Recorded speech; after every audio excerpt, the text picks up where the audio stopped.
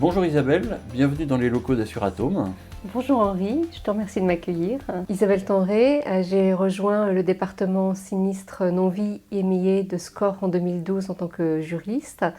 Et après avoir exclusivement travaillé sur les enjeux de la réparation du préjudice corporel, je suis en charge d'un portefeuille de sinistres dommages et responsabilités professionnelles.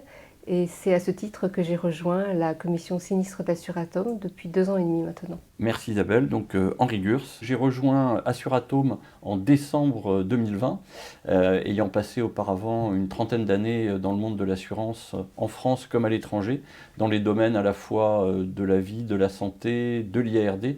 Et je suis très heureux d'avoir rejoint le pool français de réassurance des risques nucléaires, qui s'occupe donc des grands risques nucléaires français. Alors nous sommes réunis aujourd'hui pour parler d'Assuratom. Est-ce que tu peux nous raconter son histoire ? Alors merci Isabelle pour ta question. Je vais me permettre de mélanger un peu à la fois l'histoire d'Assuratom et l'histoire de la filière nucléaire française. Donc en fait, Assuratom a été créé le 10 janvier 1957 sur convocation des présidents des groupements techniques incendie, accident et réassurance. Les compagnies françaises ont créé une association qui s'appelait à l'époque le pool nucléaire français du risque nucléaire, pour accompagner le développement de la filière nucléaire française. On retrouverait parmi ses membres des grands groupes français comme le groupe Drouot, l'Urbaine, le Lloyd Continental, des assureurs étrangers comme Helvetia, Zurich, et également déjà des réassureurs comme la compagnie générale de réassurance. Et puis, ces pionniers ont poursuivi le développement d'Assuratom, qui est arrivé en fait à un moment où la filière commençait à être mature. En effet, dès 1945, le général de Gaulle avait créé le commissariat à l'énergie atomique. Puis, en fait, la première pile nucléaire française, la pile Zoé, avait divergé en 1948. Et puis, à Saclay, avait été déposé dès les années 50 les actifs français autour du nucléaire. Donc, en 1957, Assuratom est arrivé au bon moment pour assurer et réassurer la filière nucléaire. À l'époque, il y avait un courtier très actif qui a largement contribué au développement de cette filière. Et puis, ces pionniers, là encore, ont accompagné donc, le développement de la filière nucléaire, qui était à l'époque mal connue, et c'est pour ça qu'il avait été décidé, comme souvent dans l'assurance, de mutualiser le risque et de faire en sorte donc, que la filière française nucléaire puisse être accompagnée par un acteur assureur et réassureur. Le pool a dès le début eu à la fois des activités en France en assurant le CEA, mais également des activités à l'international. Dès 1957, on lui proposait des risques américains.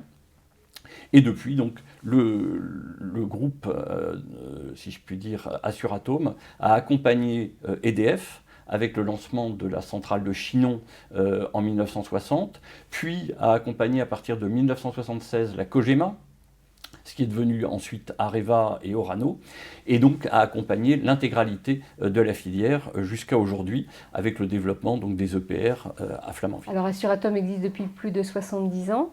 Tu nous as expliqué qu'il était né du besoin d'assurer le risque nucléaire civil.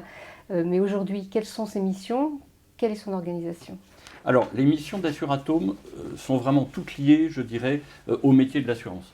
Dans un premier temps, nous accompagnons donc le développement de nos membres sur le nucléaire, en les accompagnant à la fois sur des études à faire autour du risque nucléaire pour mieux le cerner. Nous les accompagnons également donc, pour toute la partie souscription, pour toute la partie pricing. Donc, nous travaillons avec eux pour mettre en place les tarifications, que ce soit en dommages ou en RC. Nous évoquons bien entendu avec eux l'examen des risques qu'ils peuvent nous apporter. Et puis, si cela arrive, nous gérons des sinistres. Ça, c'est vraiment l'activité classique de l'assurance. Nous allons un peu au-delà. En effet, nous avons une équipe d'ingénieurs qui peuvent rendre des visites de risque, faire des rapports et proposer des recommandations. Ensuite, nous travaillons sur les risques étrangers, puisqu'en effet, nous réassurons les pools étrangers eux aussi. Donc, nous procédons à de la souscription de ces risques internationaux qui nous sont proposés. Nous définissons les parts que nous allons prendre et en cela nous avons une gouvernance très particulière avec ce qu'on appelle la Commission des affaires étrangères qui a vocation donc à donner son avis et à dire si oui ou non ils sont d'accord en représentant nos membres pour souscrire tel ou tel risque dans le monde. Enfin, nous gérons des actifs puisque nos membres nous ont autorisés à gérer pour leur compte les actifs d'Assuratom. Comme tu le sais, la Convention de Paris fixe à peu près 700 millions les sommes qui sont nécessaires par installation. Donc au final, les risques portés par Assuratom et ses membres sont assez importants. Et à ce titre, donc, nos membres nous ont demandé de porter des actifs qui permettraient, le cas échéant, de payer ces 700 millions. Donc nous sommes investis en obligations et nous avons une commission des actifs qui permet donc de suivre de façon attentive pour le compte de nos membres la gestion de nos deniers. Et enfin, nous tenons la comptabilité des risques réassurés, puisque nous gérons donc cette convention de co-réassurance. Il est important que nous donnions à nos membres des comptes clairs et précis sur ce qu'ils doivent percevoir et les profits qui doivent leur revenir. Peux-tu nous en dire plus sur les risques couverts et les garanties offertes? Absolument. Alors, je vais peut-être commencer par les installations que nous couvrons. Alors en fait, ces installations, ce sont naturellement les centrales nucléaires françaises, bien entendu notamment celle d'EDF, mais nous assurons aussi toute la filière du combustible, depuis l'arrivée de l'uranium provenant par exemple du Niger ou du Kazakhstan qui arrive sous forme de yellow cake et qui est ensuite transformé aujourd'hui par Orano, jusqu'à faire le combustible qui sera ensuite déposé dans les crayons dans les centrales nucléaires. Nous assurons aussi toute la partie recherche. Nous avons la chance en France d'avoir un certain nombre de chercheurs et donc de réacteurs de recherche. Et enfin, nous assurons aussi toutes les installations qui produisent particulièrement des produits contre le cancer. Donc nous assurons ces installations, tout comme les utilisateurs de sources qui permettent par exemple de contrôler les soudures ou autres. Ça c'est, je dirais, les installations que nous couvrons. Et les couvertures que nous apportons sont naturellement la responsabilité civile des exploitants nucléaires, qui est donc très liée à la Convention de Paris que j'ai mentionnée tout à l'heure. Cette Convention de Paris, elle remonte aux années 1960 et elle a des spécificités très particulières du fait du caractère un peu particulier des risques nucléaires. Elle a en particulier ce qu'on appelle la canalisation, c'est-à-dire que quoi qu'il arrive, l'exploitant est considéré comme responsable de ce qui peut se produire dans ces installations. Et donc la responsabilité civile nucléaire est un peu spécifique, elle nécessite une véritable expertise que possède totalement Assuratom. Nous proposons aussi bien sûr des produits de responsabilité civile pour le transport des matières nucléaires. Nous proposons aussi des assurances de dommages.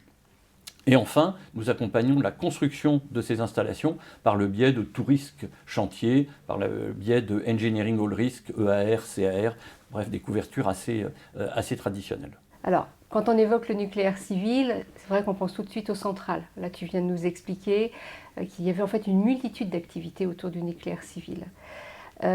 D'ailleurs, en ce qui concerne les centrales, celles qui cessent leur activité, est-ce qu'elles ont encore besoin d'Assuratom? Absolument. Alors Assuratom, en fait, de par la Convention de Paris, intervient en RC dès que en fait, le combustible arrive sur le site. Et bien entendu, nous assurons jusqu'à ce que le combustible quitte le site et que le site ne soit plus radioactif. Et nous avons aujourd'hui en France une dizaine d'installations qui sont en démantèlement.